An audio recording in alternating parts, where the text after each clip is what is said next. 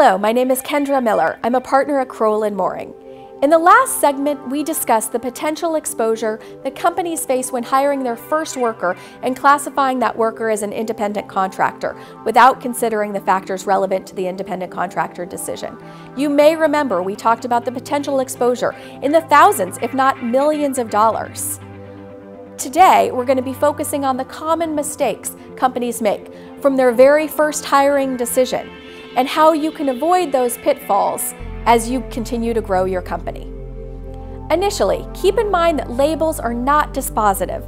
Simply labeling a worker as an independent contractor or contingent temporary worker is not sufficient to avoid the legal requirements relating to employees. Likewise, executing a contract, which clearly states that an independent contractor or non-employee relationship exists rather than an employment relationship, is not dispositive. It's simply not enough to protect you.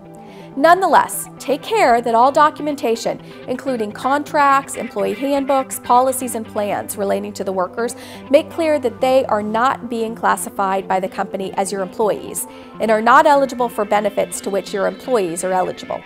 Be careful not to refer to such workers as employees in writing or verbally, or suggest that they are employees, either internally or externally, by providing them resources given to employees such as company business cards. Further, make sure that all policy and benefit plan documents make clear that an individual will only be granted an employment-related right if he or she is classified by the company as working in a position eligible for that right, even if the classification is later deemed to be wrong. Also, keep in mind that you should not count on other companies' classification decisions because those decisions may be misguided. Relying on another company with which you contract for specific services to pay the employees properly can be a mistake. That company may classify all of its workers as independent contractors and may not be paying them according to law. Likewise, that company may have hired subcontractors that the company trusts or assumes will pay the workers according to the law, but who instead violate the law. Make certain that you understand the relationship between the company you pay for your services and the workers it hires or contracts with to perform the work for your company.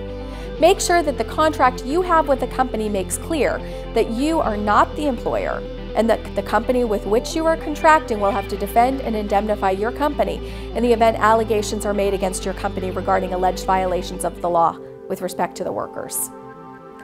Keep in mind that assuming that certain laws prohibiting discrimination, harassment, and retaliation do not apply to your workers who you classify as non-employees can be a mistake, because the workers may successfully argue later on that your company is jointly employing them and thus that those laws apply to them and have been violated.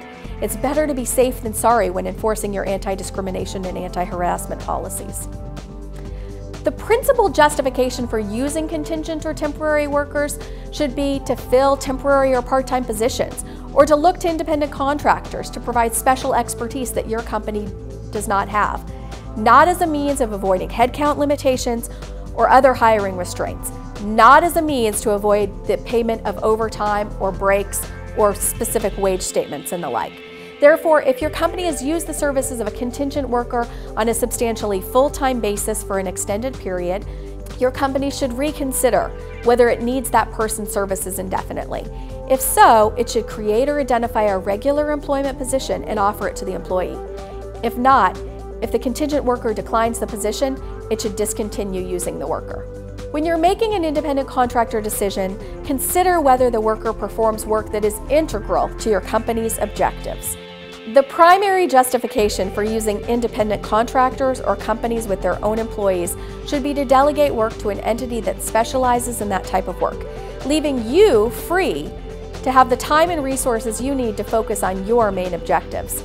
If your company is utilizing independent contractors to perform work that is integral to the company's objectives and which likely requires the company and you to exercise significant control over that work, your company should be mindful that it may be a joint employer of the workers and thus liable for any violations of the law with respect to those workers. Finally, be careful about reclassifying employees. With all the information you've learned today, you may think you should go right back to your office and change certain workers from independent contractor status to employee status. But be cautious about making these decisions because doing so may result in an argument later on that you're conceding that your prior classification was erroneous. Generally speaking, reclassification decisions should occur only when justified by a prospective change in employment status and duties.